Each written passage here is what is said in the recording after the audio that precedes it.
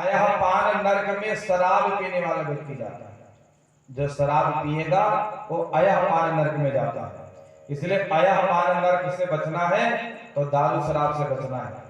धुत नशे में जो रहता है, आफत खड़े रोज करता है, पिटती पत्नी बिकते जेवर, छोड़ शराबी अपने तेवर, नशा नाश की जड़ है भाई, इसका फल अतिशय दुखदाई। नाश की जड़ का नाम है नशा। इसलिए जिन्होंने नशा व्यसन सीख लिया, जान लो नाश के पहले से पाव रख दिया। तो शराब पीने वाला व्यक्ति आया पान नरक में जाता है। वहां क्या होता है, शराबी आदमी के यातना शरीर पर लात रखकर जमदूत उसके मुंह पर नंबर 1 कर देते हैं शराब पीने वाले। अगला नरक है तप्त सूर्मी। तप्त सूर्य नरक में कौन जाता है? जो व्यभिचारी है। व्यभिचारी माने जिसका आचरण ठीक नहीं है। इसलिए तप्त सूर्य नरक में जिनको जाने से बचना है वो पर स्त्री को अपनी मां बहन बेटी की तरह समझे, क्योंकि व्यभिचारी व्यक्ति को तप्त सूर्य नरक में जाना पड़ता है और वहां आग में तपा करके उसकी खूब कुटाई होती है, ढेसों ढेसों। राजा परीक्षित ने कहा, गुरुजी ये तो आपने बताया आदमी जानबूझ के पाप करे, तो बहुत पाप ऐसे हैं जो अनजाने में हो जाते हैं। जैसे किसान खेत जोत रहा है, कई कीड़े मकोड़े मर गए, हम रास्ते में जा रहे हैं, कोई चींटी चीता कीड़ा दब गया मर गया, आग जलाया उसमें न जाने कितने जीव जंतु जल गए वायुमंडल पे। तो अनजाने पापों से कैसे बचें? आचार्य सुखदेव कहते हैं अनजाने पापों से बचने का सरल तरीका है गौ ग्रास रोज निकालो। पहली रोटी गाय को जरूर देना चाहिए। मैंने कई बार निवेदन किया, इसलिए हर सनातनी को एक एक देसी गाय जरूर पालना है। दूध के लिए नहीं, सेवा के लिए। दवाई पर फोकट के कामों में इतना पैसा हम लोगों का खर्च होता है, एक गैया घर में रहेगी उसकी सेवा करते रहेंगे तो क्या दिक्कत है? इसलिए आदमी यही तर्क देता है कि देसी गाय पाले कोनो फायदा नहीं है। अब हर जगह हम लोग फायदे नुकसान देखते हैं। वो दूध नहीं देती तो दूध तो एक दिन अपनी अम्मा भी नहीं देती तो क्या भरा देंगे? गाय को हमारी संस्कृति में मां कहा गया है। इसलिए एक देसी गाय सभी को सेवा के लिए तो पालना ही चाहिए। दूध दे तो अच्छा, ना दे तो अच्छा, एक संकल्प लेना है कि एक देसी गाय हमारे द्वार पर रहेगी। उसके बहुत सारे लाभ हैं जिसकी चर्चा मैं पिछले दिनों कर चुका हूं। तो गौ ग्रास निकाले, पक्षी को दाना डाले, मुट्ठा गेहूं चावल ले छत पर बिखेर दो। पक्षी की प्रजाति नष्ट होती जा रही है। अब कहां पक्षी रह गए? नहीं तो हम लोगों के बचपन में द्वार द्वार पक्षी आ जाते थे खेलने कूदने, तो एक एक मुट्ठा सब लोग अपने छत पर बोए दो ना, कब नहीं पड़ेगा उससे बातें भी जान लीजिए। एक सूक्ष्म शक्ति हमारी सहायता करेगी उसकी तुलना में। और अगर आप रोज दाना डालने लगेंगे, एक दिन ऐसा आएगा कि पक्षी आपके दाना डालने की प्रतीक्षा करेंगे। 2-4 दिन तो नहीं आएंगे, लेकिन जब आप डालते जाएंगे तो आएंगे, सबको लाएंगे और प्रतीक्षा करेंगे। अनजाने पापों से बचना है। पक्षी को दाना डालें, चींटी को आटा डालें, और कोई गरीब आदमी मिल जाए तो उसकी मदद कर दो। नंगा आदमी मिल जाए, नवा कपड़ा न दे पाओ तो पुराने दे दो। बहुत जन के कई जोड़ी पड़ा है घर में, नंबर नहीं लौटता है पहनने। हमारी माताएं बहनें भी ध्यान दें, इनका पूरा बाक्स कसा है साड़ी से, लेकिन अगर मैके में विवाह ठाना है तो पति से झगड़ा करके मेरे कपड़े नहीं है। अब सेमरियावा वाली तो ठीक थी, लेकिन अन्य जगह की पत्नी तो लड़ जाती, कहूं शादी नहीं है। और हर त्योहार पर खरीदती भी है। 30 साड़ी से कम किसी के नहीं है। चाहे तो रोज नई साड़ी ये पहने, लेकिन कोई बात आएगी तो पति को हुलपेट देंगे इसके, लो कपड़े नहीं हमारे कहीं आने जाने लायक। तो नया ना दे पाओ, कोई गरीब दुखिया दिख जाए, अपनी पुरानी साड़ी उठाई कर दे, आशीर्वाद मिलेगा। क्योंकि दया धर्म का मूल है। दया धर्म का मूल है, पाप मूल अभिमान। तुलसी दया न छाड़े, जब लग घटे में प्राण। यदि मन में दया है तो समझना है कि धर्म की जड़ हमारे मन में है। अनजाने पापों को कैसे मिटाया जा सकता है? कौन कैसे मिटता है? अनजाना पाप कैसे मिटता है? अब सुनो कौन कैसे मिटता है। ब्राह्मण मिट जाता है पर नारी से प्रीति किए, पंक्तियों पर गौर करिएगा। ब्राह्मण मिट जात है पर नारी से प्रीति किए, क्षत्रिय मिट जाते हैं अपराध के धन खाए से, आलस के किए से किसान मिट जाते हैं, बेवा मिट जाते हैं श्रृंगार के बनाए से, पवन के झकोरों से बादल मिट जाते हैं, आदर मिट जाते हैं रोज पर घर जाए से, धन मिट जाते हैं अधर्म के किए से, और पाप मिट जाते हैं नित्य हरि गुण गाए से, पाप मिट जाते हैं नित्य हरि गुण गाए से। बोलो भागवत भगवान की जय। ब्राह्मण मिट जाते हैं पर नारी से प्रीति किए। ब्राह्मण को जगत ने उसके आचरण के बल पर पूजा है, इसलिए ब्राह्मण का आचरण ठीक होना चाहिए, नहीं तो मिट जाएगा। जिस ब्राह्मण का चरित्र ठीक नहीं है, जो पर स्त्री से प्रीति करने वाला ब्राह्मण होगा, उसका नाश होने से ब्रह्मा भी नहीं बचा सकता। इसलिए पर स्त्री प्रीति तो किसी को नहीं करनी चाहिए, लेकिन पहले नंबर पर किसको रखा कि ब्राह्मण मिट जाते हैं पर नारी से प्रीति किए, क्षत्रिय मिट जाते हैं अपराध का धन खाए से, आलस के किए से किसान मिट जाता है। आलस तो सबको मिटा देती है, लेकिन खासकर किसान को। बेवा मिट जाते हैं श्रृंगार के बनाए से, पवन के झकोरों से बादल मिट जाते हैं। चाहे जितना बढ़िया बदरिया उठी हो कि भी झमाझम बरसेगा, और चला बादल से हवा चली सब बादल लगेगा। आदर मिट जाते हैं रोज पर घर जाए से, चाहे जितना आदर हो रोजे रोज जाना शुरू कर दे, वो सम्मान खत्म। इसलिए हमारे भाई लोग बैठे ध्यान दें, ससुरारी माँ उतने दिन रुको जितने दिन सब्जी बदलती रहे। और अगर एक सब्जियां 2-3 जून मिले तो निकल लो धीरे से, नहीं तो ऐसा ना हो लड़का 20 रुपया लेके आवे कहा फूफा यूं कर, कब जाओगे, ये नौबत नहीं आनी चाहिए। इसलिए नातेदारी में या मित्र व्यवहारी में रोज रोज चाहे जितनी सगी रिश्तेदारी हो, ज्यादा जाना शुरू कर देंगे, सम्मान कम हो जाएगा। पुरुषों को लगता है कि ससुराल में बहुत आदर होता है, तो रोजे जाके देखो करे। पहले हमारे गांव कहावत है, पहले दिन पहुना, दूसरे दिन पही और तीसरे दिन हाथ में खुरपा खींची चाहिए, जाओ पहुना घास चलो। इसलिए आदर को मेंटेन रखना है तो कम ही जाना। एक आदमी का ब्याह हो गया, गांव का लड़का विवाह हो गया लखनऊ में। अच्छा, ये भी एक विडंबना है कि सिटी वाले गांव वाले को अच्छा समझते हैं, गांव वाले सिटी वाले 5 बीघा के घर छोड़कर जाए 10 बाई 10 के कमरा में सिटी में रहा था, कहा था हम तरक्की की, लो तरक्की की, और कोरोना और सब याद दिला सबका कि घर भागो। इसलिए गांव हमेशा बाहर रह सकता। इसका मतलब ये नहीं कि हम शहर का विरोध करते हैं, लेकिन शहर की दवा और गांव की हवा। इसलिए गांव भारत का हृदय है। हमारे देश में जितना हृदय का महत्व है, उतना हमारे राष्ट्र में गांव का महत्व है। इसलिए गांव में रहने वाले गर्व महसूस करते हैं। बड़े बड़े धनपति रहने के लिए घर अपना शोरगुल से देहात एरिया में ही बनाते हैं।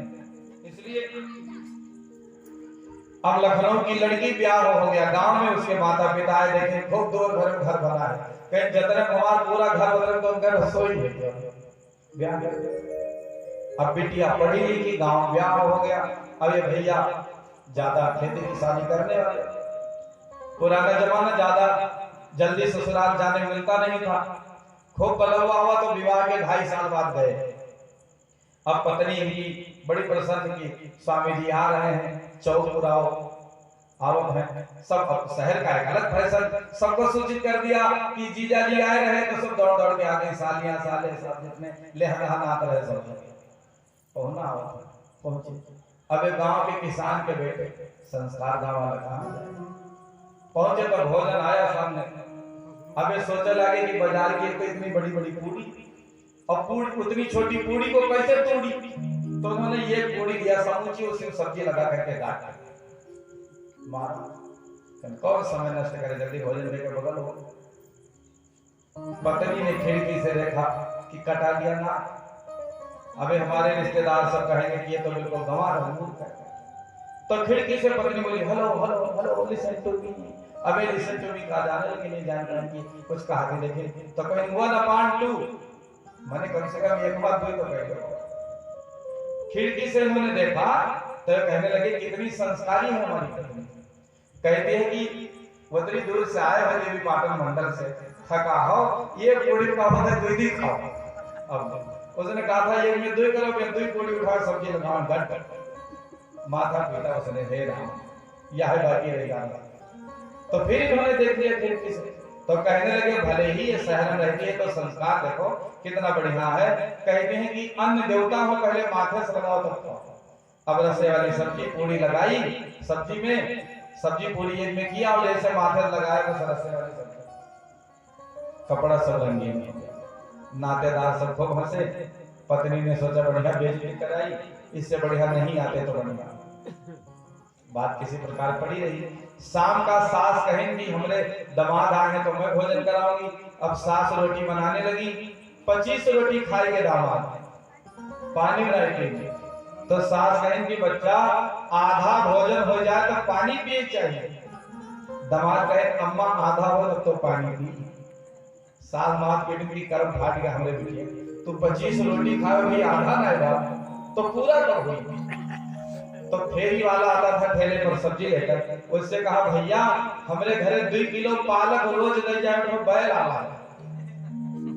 अब पालक उबाल के ढाई दे, साग भाई के आगे ढाई दे, छोप छाप भाई खाए। एक हफ्ता तक टरे ना मिलका ना लगी ऐसा अपमान पूर्वक अनाज मिल रहा। आदमी कहे तब समझो, आदमी के वाणी व्यवहार से आप किसी के घर जाओ तो उसका व्यवहार बता देता है कि आप उसको पसंद हो कि नहीं। इसलिए समझदार हो तो उसके व्यवहार को समझ के निकल लो। इनके समझ नहीं आया, एक हफ्ता देते रहे अब वही भैंस की तरह खाते रहे। एक हफ्ता तक सास समझ गए खसी है ना। तो फिर कहे दामाद जी कौन सी सब्जी बनाऊं।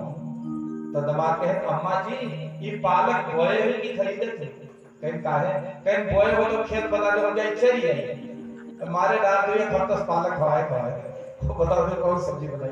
तुमको खुद समझना चाहिए कि जब वही बार बार मिला कर। इसलिए ससुराल में उतने दिन रहो सब्जियां बदलते रहे, एक सब्जी मिले तो जान लो अब थोड़ा उल्लास कम हो गया। इसलिए आदर मिट जाता है रोज पल घर जाए से। अधिक जाने से चाहे जितनी सगी रिश्तेदारी होगी आदर मिट जाएगा। और धन मिट जाता है अधर्म के लिए से, पाप मिट जाता है नित्य हरि को निगाहे से। पाप को मिटाना है तो हरि का गुण गाना पड़ेगा। राजा परीक्षित ने कहा गुरुजी क्या नाम लेने से भगवान का किसी का पाप मिटा है।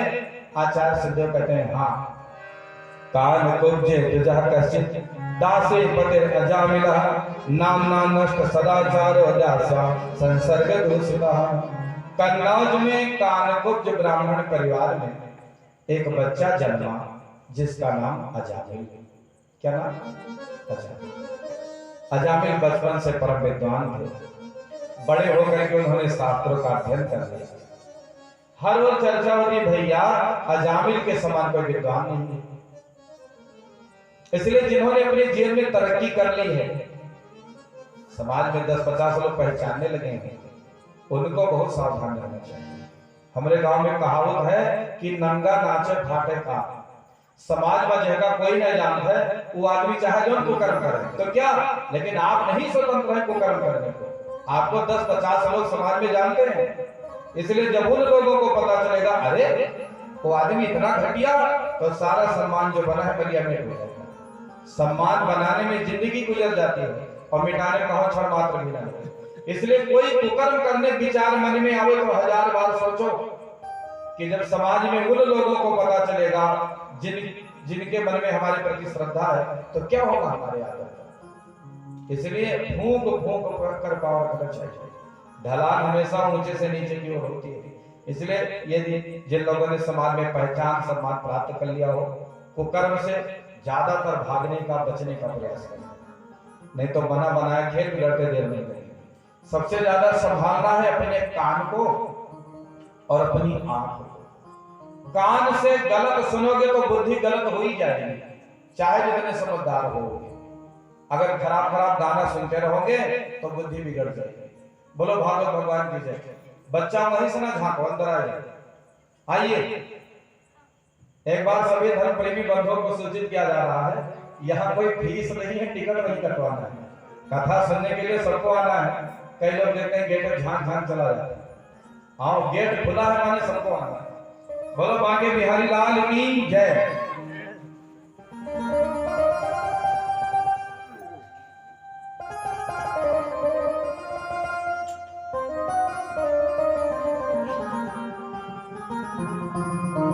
तो पहले अपने कान को ठीक करना है, गलत सुनेंगे तो बुद्धि खराब। दूसरा, आंख से गलत देखेंगे तो बुद्धि खराब। फेसबुक और यूट्यूब पर एक शॉर्ट वीडियो चलता है 15-15 सेकंड का, और इतना अश्लील रहता है उसमें, अश्लीलता कि आदमी 2-2 घंटे उसमें फंसा रहता है और बुद्धि का सब कचरा किए। 3 घंटे का फिल्म देखते थे तब ये कहानी समझते थे। अब हर 15 सेकंड पर माइंड अपडेट करने वाला ये शॉर्ट वीडियो हमारे नौजवानों का ऐसा दिमाग का सत्यानाश करता चला जा रहा है कि क्या कहें। इसलिए शॉर्ट वीडियो से, अश्लील शॉर्ट वीडियो से अधिक बचने का प्रयास करिए, नहीं तो देखोगे तो बुद्धि बिगड़ेगी। इसलिए मैंने कहा आपको, कई बार कहा कि देखना ही है तो आप फिल्म देखो, सीरियल देखो, लेकिन रामायण वाले सीरियल देखो, शिव महापुराण, विष्णु महापुराण, श्री कृष्णा देखो। सीरियल का आनंद भी मिलेगा, घर परिवार को कैसे संभालना है, कैसे रहना है, ये सूत्र भी मिलता रहेगा, बुद्धि भी नहीं खराब होगी। गलत देखेंगे तो बुद्धि खराब और गलत सुनेंगे तो बुद्धि खराब। इसलिए तुरंत रोको, आदत पड़ जाएगी तो बात बिगड़ेगी। पहली बार आदमी तंबाकू शौक में खाया था, शौक में। पहली बार बीड़ी पीना शौक में, पहला बार सिगरेट पिया था शौक में, पहली बार शराब पिया था शौक में, और धीरे धीरे शौक आदत पड़ गई, और आदत पड़ गई तो प्राण चले जाए लेकिन वो छूटने वाला नहीं। तो शौक मजबूरी का रूप ले ले, उससे पहले सावधान होना चाहिए। और जितने भी नशेड़ी लोग हैं उनका नशा शौक से ही शुरू हुआ था। अब आज आदमी चाहता है कि नशा ये हमारी आदत बन गई, छूट जाए तो ठीक, लेकिन शरीर लत पड़ गई, छूट ही नहीं सकता। इसी प्रकार कोई बुरी चीज देखने को मिले तो तुरंत बचने से देखने को। अजामिल एक दिन पूजा करने के लिए बगीचे से फूल लाने गए, एक वेश्या पर दृष्टि पड़ी और नजरें मिली तो बुद्धि खराब हो गई। उससे कहा हमारे घर चलो, बहुत धन है। वेश्या को तो घर चाहिए, चली गई, घर में रख लिया। सवेरे उठे, माला लेकर के जैसे मंत्र जपने चले, वेश्या माला जपने से काम चलेगा, जाओ पैसा कमा के लाओ। गए, कमा के लौटे, शाम को बोली इतने से क्या होता है। अच्छा, ईमानदारी से अमीर बनने में समय लगता है, बेईमानी से आदमी तुरंत अमीर बन जाता है। तो अमीर तो सबको बनना ही चाहिए, लेकिन अमीर बनना इतना जरूरी नहीं कि अपना ईमान गंवा दे। जिसने बेच दिया ईमान, करो नहीं उसका सम्मान। जिसने बेच दिया ईमान, करो नहीं उसका वरदान। तो अब संगत खराब हो गई, तो अब ईमानदारी के सारे पथ को छोड़कर बेईमान हो गया, दुष्ट दुराचारी हो गया, और अमीर बनने की इच्छा हुई तो डाका डालने लगा। जो कभी विद्वान अजामिल था, गलत संगति का परिणाम हुआ डाकू अजामिल के नाम से प्रसिद्ध हो। माथे पर काली पट्टी बांधकर रात में लोगों को लूट लेता। कोई साधु संत मिल जाए तो उनका सोटा लोटा लंगोटा तक छीन ले। अब एक समय ऐसा आया कि 25 साधु बाबा अयोध्या जी से वृंदावन चले दर्शन करने पैदल। पुराना जमाना, गाड़ी मोटर की व्यवस्था तो थी नहीं। गांव के अगर कोई गांव मिल जाए तो वहीं लोगों के यहाँ किसी के यहाँ रुक जाते थे, चल पड़े। 25 बाबा चले, रास्ते में अजामिल का गांव पड़ा, सांझ हो गई। चौराहे पर कुछ लोग बैठे रहे, ठेलुहा, हर गांव ठेलुहा रहा था, सिमरियावा में तो नहीं। तो उनका काम रहता चौराहे बैठे रहो, दूसरे पंचायत करो, ताश खेलो, गांजा पियो, बवाल करो दूसरे का, खाओ लड़ो। तो बाबा ने कहा बच्चा किसी भक्त का घर बताए दो, हम 25 साधु उसके घर रुकना चाहते हैं। उन दुष्टों ने कहा बाबा हमारे गांव में सबसे बड़ा भक्त है अजामिल, जाओ उसके यहाँ खूब सेवा होगी और मौका मिला तो अच्छी दक्षिणा भी पाई होगी। 2500 बाबा जब चले गए तो सब लोग का कहते हैं आज मजा आई।